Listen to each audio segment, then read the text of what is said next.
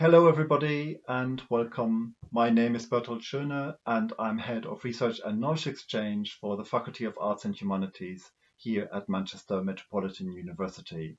Thank you very much for taking the time to join us for the inaugural lecture of Professor Jim McVeigh.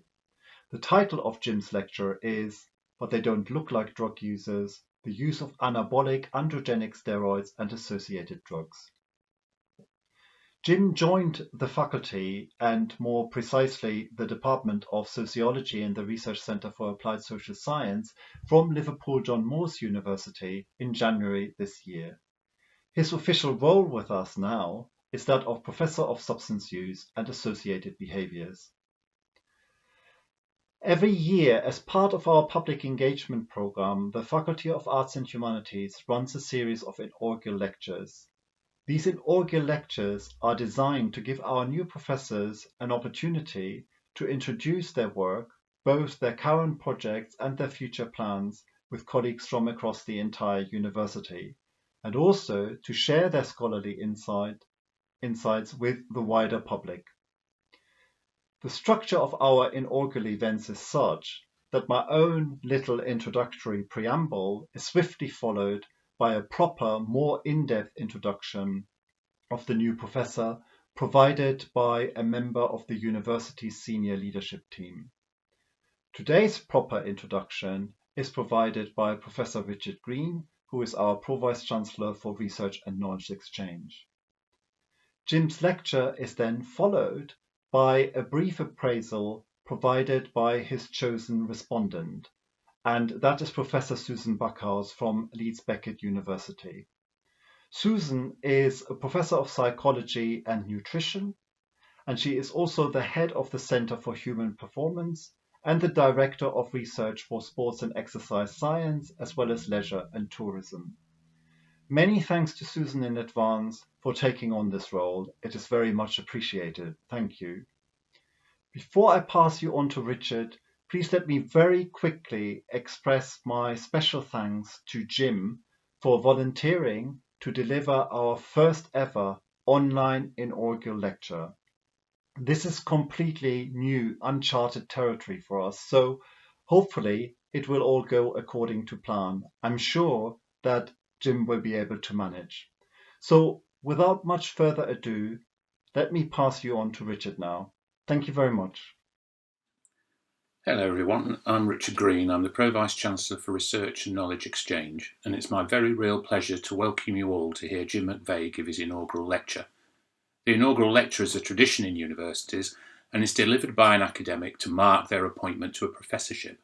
This is a big deal because a professorship is the highest academic distinction that can be earned within the university. They're not awarded lightly, and the professorial, that's the group of academics who hold professorships, represents only a small proportion of our overall academic community. The reason for being so selective is that a professor from Manchester Metropolitan University must intellectually be able to stand shoulder to shoulder with professors from other institutions anywhere in the world. I have absolutely no doubt that Jim McVeigh can do the university proud in that regard. In a few moments we will hear from Jim himself, and then from Professor Susan Backhaus, who will give a formal response to Jim's lecture. Susan, we're very pleased and grateful that you've been able to join us for this important event. Thank you very much. But before Jim takes to the virtual stage, I would like to offer just a few brief reflections of my own, particularly in relation to how Jim approaches his work. Jim has had a career-long interest in public health and the inequalities that exist across our society. As such, he seeks to conduct work that is not only of the highest intellectual calibre, but can also change people's lives for the better. To achieve that, Jim knows that he must work in partnership, not just with fellow academics, but with policymakers, communities, and with individuals, many of whom face exceptionally challenging personal circumstances. Jim also knows that no matter how good the work is, it won't have the impact that it's capable of if people don't know about it. So he works closely with the wider media to get his messages across. In fact, to my mind, he is the very model of a modern Manchester Metropolitan professor. I'm delighted also that Jim has joined the Centre for the Study of Substance Abuse and Associated Behaviours, SUAB as we like to call it for short, as a co-director. I've been aware of the important and innovative work that Sarah Galvani and her team have been doing in SUAB almost since I joined the university in 2016, and I'm delighted to see it go from strength to strength. That's enough from me, so I'm going to hand over to Jim, wherever he is in the virtual world, offer him my warmest congratulations and settle in to listen to what I'm sure will be a fascinating inaugural lecture. Thank you very much indeed, and over to you, Jim. Hello. Firstly, I'd like to thank a few people. I'd like to thank Professors Richard Green and Bertold Schörner for making this inaugural lecture happen during this difficult time of COVID. And I'd like to thank Lucy Simpson for all her support on the technical side, and without whom this wouldn't have happened. I'd also like to take the opportunity to thank Professor Julie Scott-Jones, my line manager, for the support I've received at Manchester Met since I arrived here. And of course, I'd like to thank our Vice-Chancellor, Professor Malcolm Press, for giving me this opportunity here at Manchester Metropolitan University. You'll be hearing shortly from Sue Backhouse. Professor Backhouse has been a great support to me, in particular in recent years, and I'd like to thank her for doing this, but also for those other things that she's helped develop my career with. I'm not going to make this a huge list of thank yous, but there is just one other person I'd like to mention, and there'll be other people I'll mention during the lecture. And the person I want to mention in particular is Dr. Diana Layton, for all the help and support that she provided to me during my time at Liverpool John Moores University, and for, I suppose, being a model of academic integrity, and she really is a massive contributor to research within that university, and her influence continues beyond that. I'm going to talk about myself, basically. I'm going to talk a bit about my background, but mostly focusing on the work that I've been engaged in particular that work around working with anabolic steroid users. Now, anabolic steroid use is nothing new. It's been around for the best part of 100 years, and certainly since the 1950s, being used illicitly within strength sports and bodybuilding. But my focus of work is its use within the general population. That since the late 1980s, we've seen this diffusion from the elite bodybuilding through to gym goers. And that might be my main focus of research, which I'm going to touch on. To start with, this is me. I was born in 1963. And I was a studious little chap then, which is ironic because I didn't do that well in school. In fact, I left school with little more than a dislike of corporal punishment and a few good mates.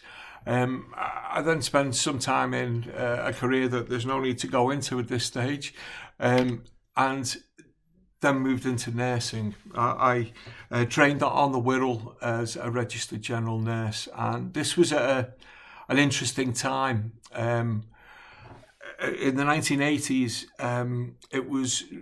we saw heroin sweep across the cities, particularly the cities of the north of England. Merseyside was particularly badly hit, and the Wirral, north end of Birkenhead, and the big estates on the Wirral, well, as at that point, some of the biggest estates in Europe, and heroin had a massive detrimental impact to those communities.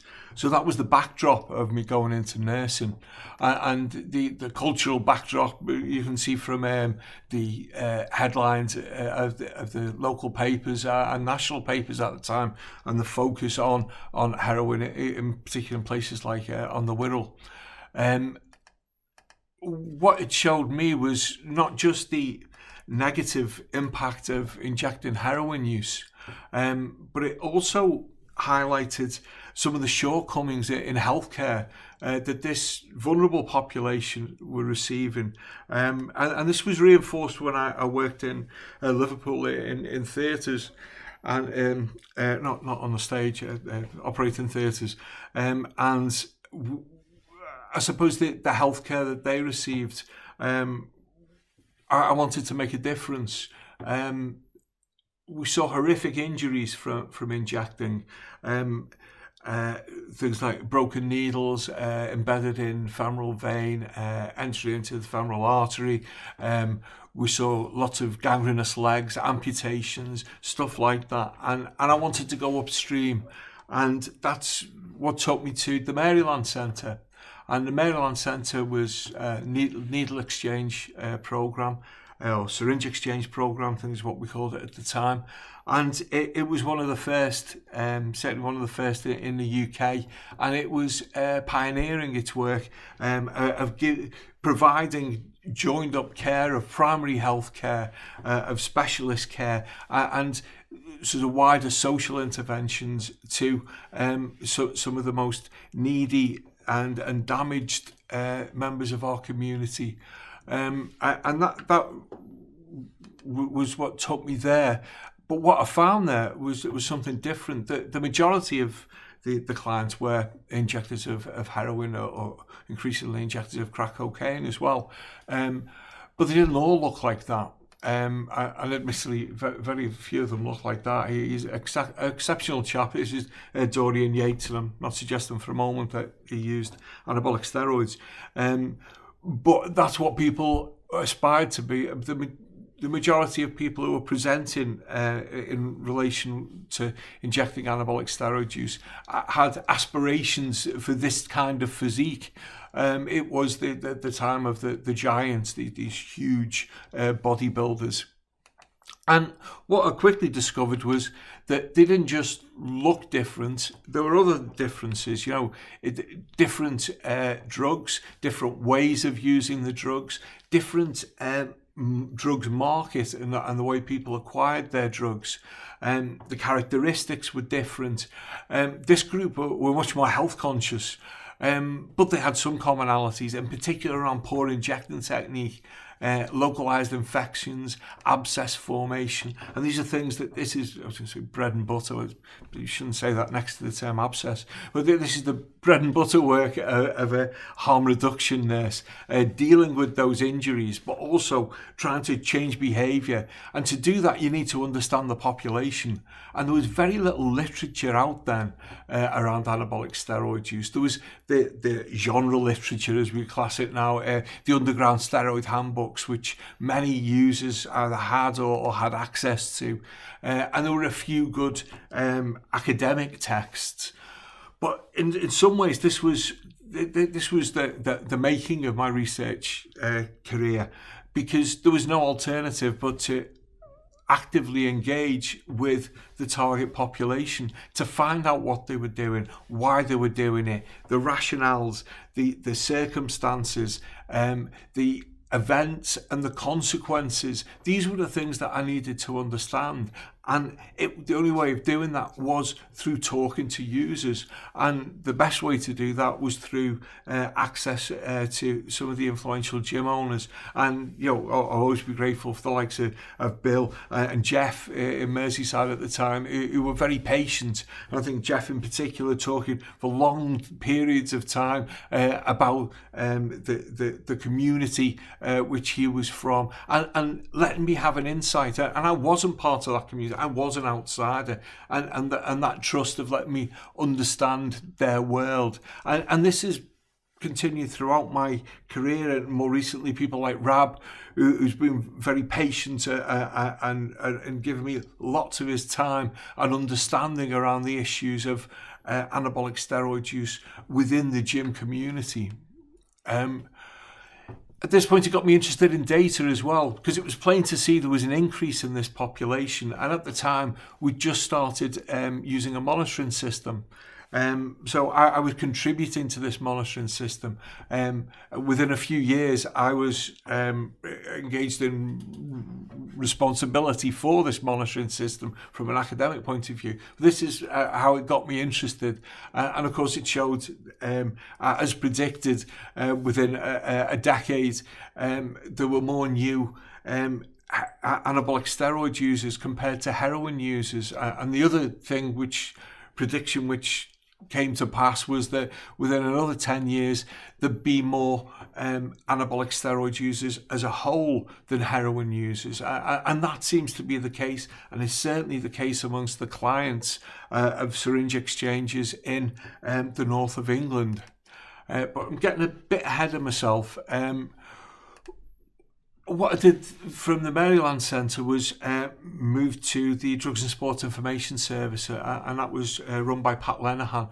Again, he was very influential in my development of understanding of anabolic steroid use.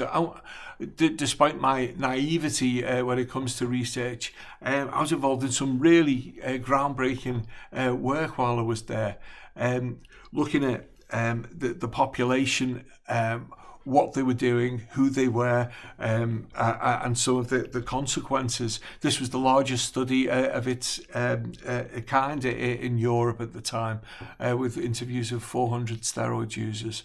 It also gave us an opportunity, what we class now as research impact, although we didn't class it as that at the time. It was about the applying the research findings to policy and practice, and we did that to good effect.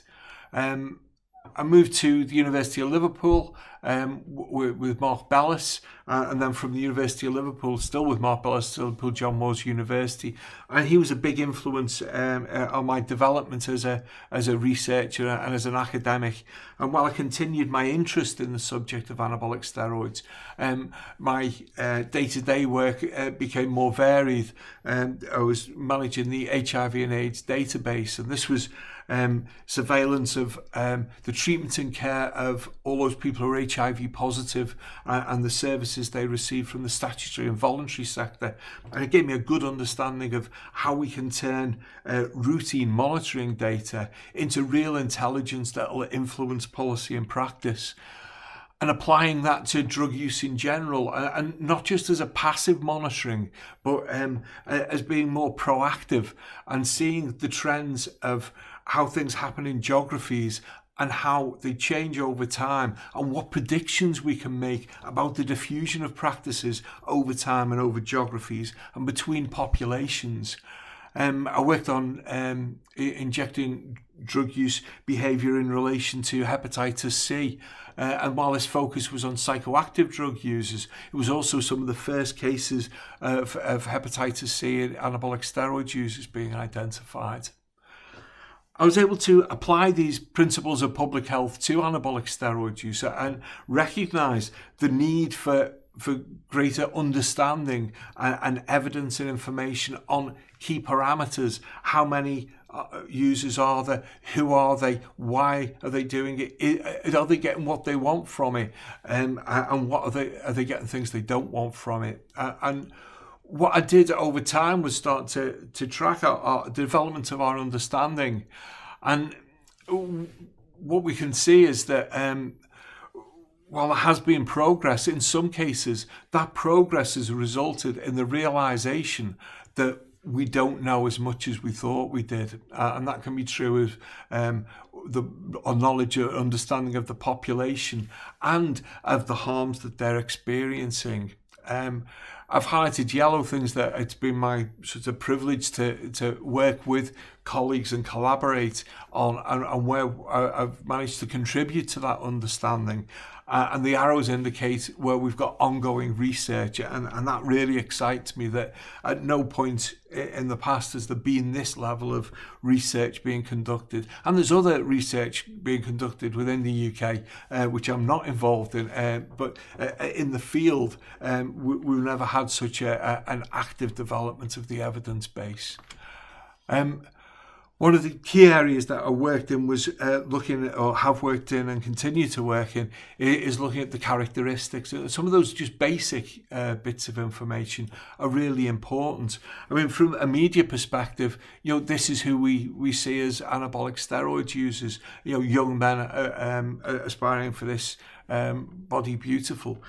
More accurately, we should have him there as well, because there's as many people over the age of 40 as under 25, or as indicated from our research. This is a survey which we've run several times now across the United Kingdom with support from Public Health Wales, and Josie Smith from Public Health Wales has been inspirational in our dedication to this area, so I'm really grateful for that. It's not just a UK phenomenon. Dominic Sago has clearly demonstrated that with his work over looking at the global epidemiology of use. And we've contributed to that in work such as this, where we looked in detail, scoping the evidence around use within the Middle East. And in every country where they've looked for anabolic steroid use, they've found it. And that's regardless of culture, religion, and demographics. It's established in all those communities, and it's not just an injecting issue. Well, most of the focus has been around injecting anabolic steroid users. We know that there's a significant minority, but still substantial numbers of people who don't inject and who just use oral products, and so therefore we need to make sure that services are developed for them as well. Important over the last decade has been the work of Asfes Christensen and his development of typologies. Together with colleagues, he developed this typology, and you can read about it in this recent book that has been published, which is excellent for getting an understanding of the population and the research that he's conducted. He was able to produce these pen portraits of users in different categories, and this is based on a qualitative work that him and his colleagues have worked on, and it paints a picture of their characteristics, their behaviours, and the risks, and therefore informing what we should do about it. And this is really important work. And what we wanted to do with colleagues, in particular, I'd like to mention René Zarnow in Australia, was take our data, run a cluster analysis, and see what came out from ours. And as it turned out, it went into 4 clusters with very similar characteristics and parameters as the work that Askin and colleagues. And while clearly this is fluid and dynamic, and people will move between groups and lie between groups, and sometimes a member of more than one group. And when we run this cluster analysis again, we may find there's 5 clusters. But what it does is it shows this diversity, and that it's a heterogeneous population, and our response has to reflect this. And that has been a significant piece of work. The question, why do men use anabolic steroids? I mean, on a superficial level, we've been trying to answer this for a long time. Most recently in our surveys, our iPad surveys, in which we can see the majority of users, when asked to state level of importance, 10 out of 10 for importance for development of body image and cosmetic reasons. And that's quite predictable. But when you start to look a bit further, you'll see that some people use it to maintain youth and vitality, to regain their youthful exuberance. But also this one's quite interesting. We've got over a quarter of people stating 10 out of 10 for importance for sporting performance. And this is sporting performance other than bodybuilding. And yet a third, it's of no importance whatsoever. So we can see, a definite split, and this just really reflects the diversity of this population and how we have to reflect that.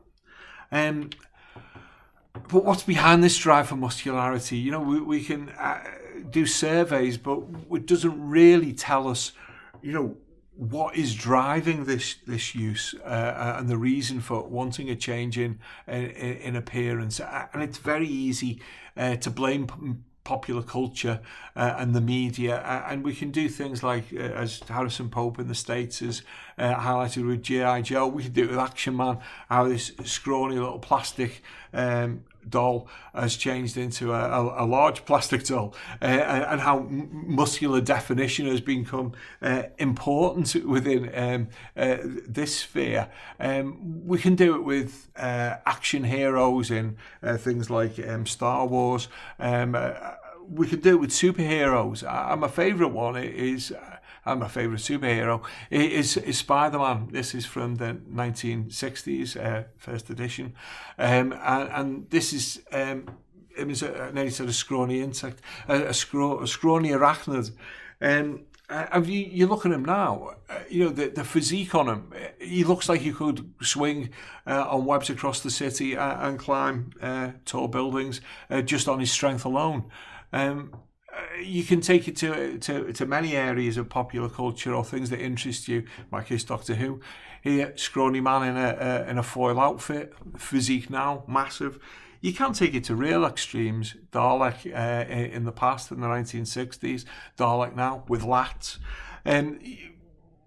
It's complicated, and when you get put on the couch, that isn't the answer that is wanted by the media. They want a short, sharp answer, and it's not. It's much more complex than that, and it's nothing new. This influence, and women have been exposed to the fat shaming for this is from 100 years ago, and it continues now, and it's men being I suppose exposed to these pressures as well, and our understanding, I think, is starting to improve, and work of Sue Backhouse in terms of dopogenic environment, which you can think of in terms of sport and within body image, and you look at the work of Jeff Bates, who collaborated with for many years, and what he's done is develop this a sort of outline of those influencing factors from those internal drivers, and even taking before the genetics, right the way through our social networks, the community groups that we may engage in, through to that societal level. And it's all those things which impact on a decision-making process, and the decision to use or not to use anabolic steroids. And really, if we're going to be effective in changing behaviour, we need to take those things into account. And why should we be concerned? Well, we've got good evidence for the harms that people experience from the use of anabolic steroids. Not all people, and we don't know the exact reasons why some people, for want of a better expression, get away with use for many years. But we do know that the more you use and the longer you use for, the more damage that will be done, in particular on things like cardiovascular disease. And we've got new evidence emerging all the time, and the key to this example is the change to the cerebral cortex, and that impact on memory and cognitive function. And that's work that's been led by Astrid Bjornebekk in Oslo. And I use this in an example. My wife Claire has said on many occasions, "You've worked on this for so long now, hasn't it all been said?" And the answer is no. We're discovering new things all the time. I think the population and some of the issues are changing over time as well. But what is key for me is that we're starting to get a better understanding, and that can only happen with ongoing research. And I haven't really contributed to the adverse effects in the way that some of the researchers I've mentioned here, Harrison Pope and Astrid Bjornebekk. As with the work I've been involved in is more the secondary issues, or the once removed, the injecting injuries, adulterated products and polypharmacy. And it's been a privilege to publish with a number of different colleagues on those issues. Viv Hope, for I think it's about 8 years now, we've collaborated, and he's led work around bloodborne viruses. And we identified in this paper, for the first time, significant levels of HIV amongst injecting anabolic steroid users. And it's important, I suppose this is an example, and I suppose something which, a lesson that I've learned in how we deliver the results of research. What I should have emphasised is that it's lumpy, the picture, not a good epidemiological term, but for some sections of anabolic steroid use, the virus isn't present. For some, it's quite high, and for everyone, there's a potential risk. But I suppose by identifying 2% of the anabolic steroid using population are HIV positive, that can cause barriers. It can, I suppose, it depicts a world that certain sections of that population don't recognise and alienates them from the research. And I suppose that is an example of how we need to recognise the heterogeneity and recognise the different communities of anabolic steroid users and how we engage with them. Work that I've been involved in around contaminants. This was a scoping review, my most read work, which was led by Claire Cole.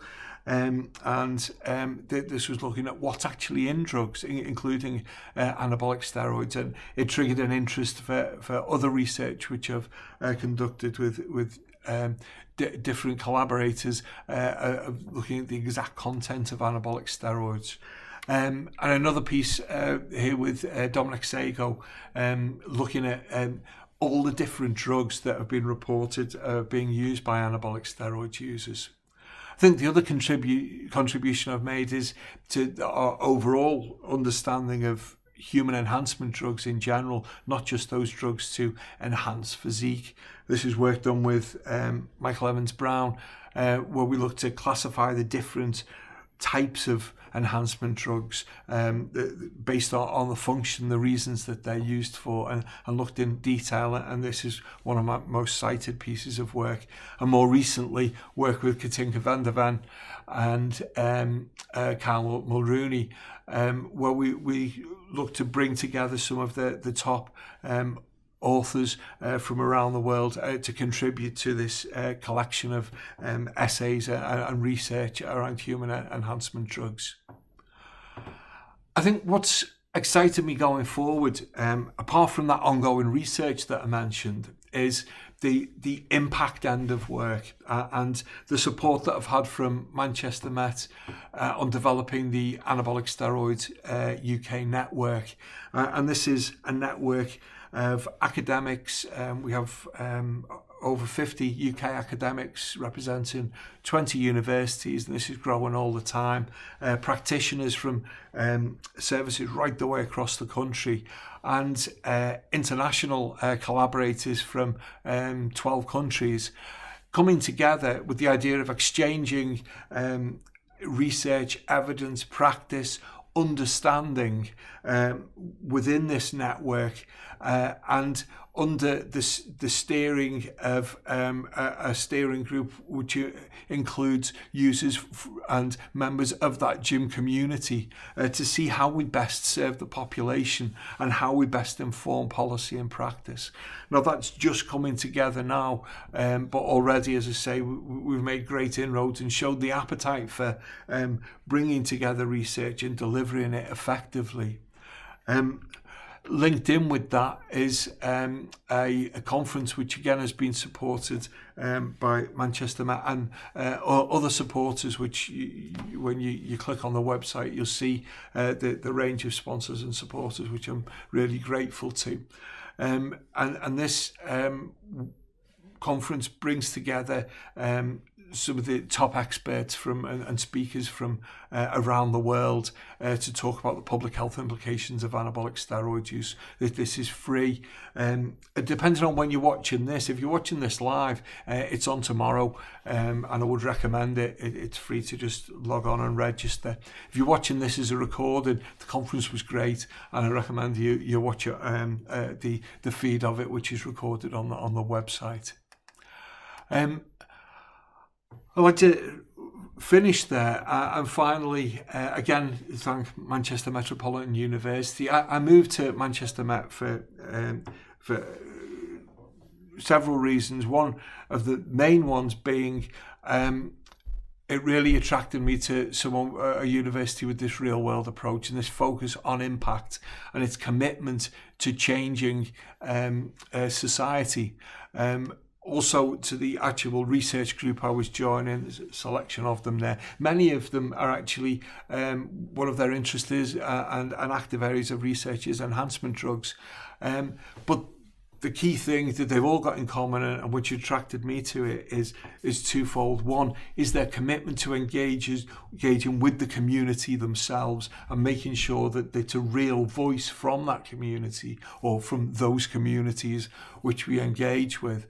And the other thing is impact and making sure that it's relevant to policy and practice. So finally, I'd just like to give recognition to all the researching practitioners who I haven't mentioned and who've inspired me, and to also thank all those steroid users who've given me their time, trust and patience over the years. And most importantly, to thank these, my wife Claire, and daughters Chloe and Katie, for all their support over the years and their love and care, and giving the final word to Jeannie and Loki for being great dogs. Thank you very much for your time. Hello, my name is Sue Backhouse and I'm Professor and Director of Sport-Related Research at Leeds Beckett University. It's both a privilege and an honour to serve as respondent for Professor Jim McVeigh's inaugural lecture. As I recognise only too well, it's a really significant and key milestone in any academic's career, as it signifies their promotion to professor. And having known Jim for many years now, I'm absolutely thrilled and delighted that Manchester Metropolitan University have recognised Jim's significant and sustained contribution to the field through his appointment. Inaugural lectures are not easy to deliver, given the eclectic audience they bring together and the multiple needs that they serve. But if we add in a global health pandemic and a shift to delivery of this celebratory evening in a virtual space, we've really magnified the challenge. However, Jim really rose to the occasion, as I knew he would, and I'd like to again congratulate Jim on his appointment to professor and on his contribution to the field for decades. Our stories are the most precious but important part of ourselves, and I think Jim really brought a sense of his self into his lecture this evening. We got to understand who Jim is and what's motivated and driven him over the course of his academic career. Although we learned about his early experiences outside of academia as a nurse in the 1980s and how they set the foundations for the academic contribution that followed and that we are celebrating today. During those early days as a practitioner, the wasteland, as Jim described it, for finding legitimate information about anabolic steroids was identified. At the same time, the importance of engaging with your target audience to develop a rich and deeper understanding of their lived experience so that you can best serve them was also recognised.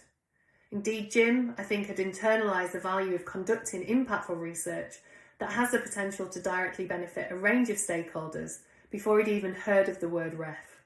I think that is a really important starting point. That internalisation of conducting research that can make a difference and that's meaningful really helps to create a sustained and impactful research agenda for the long haul. In pursuing a public health approach to anabolic steroid use and developing his understanding, Jim articulated in his lecture that he's come to the realisation, much to his wife's disappointment, that we know less than we thought we did. I think this is a really important realisation, because by recognising that knowledge and understanding is situated and dynamic, I think we always remain open to innovative ideas and new ways of thinking. And that's important because Jim clearly articulated in his lecture that societal norms and cultures are changing, and so therefore our understanding needs to change in line with those societal and cultural changes. I think over the years, Jim's research has definitely furthered our understanding and appreciation of the characteristics of anabolic steroid users. There was potentially a more black and white view of what an anabolic steroid user looked like or the ways that they behaved. But Jim has evidenced a spectrum of user profiles and that's been corroborated by others in the field. And those user profiles highlight a really complex picture that extends beyond perhaps the blinkered view that steroid users are the young Love Islander types. There are a vast range of users that we need to understand in order to best serve.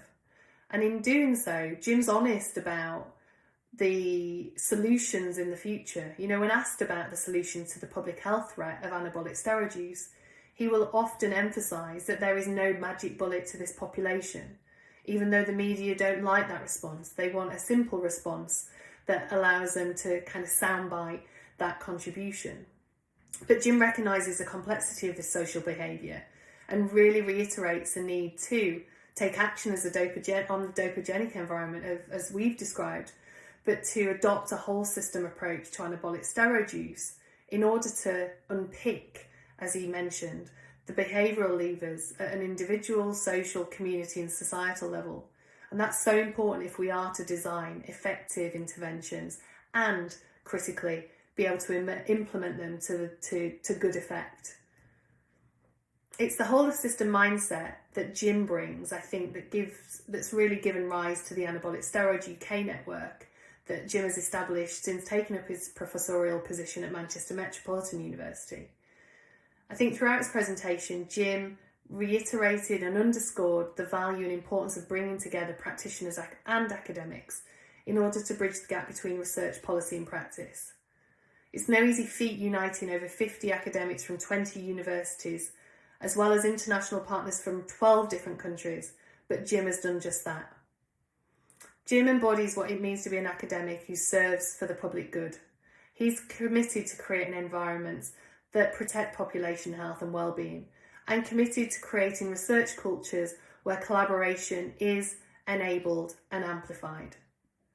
Tomorrow, through Jim's leadership, Manchester Metropolitan University bring together members of the global research and practitioner community to consider the public health implications of anabolic steroid use.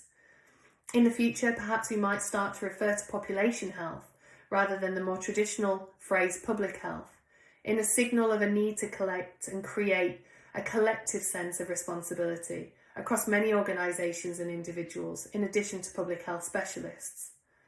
That's necessary if we are to prevent the potential harms of anabolic steroid use.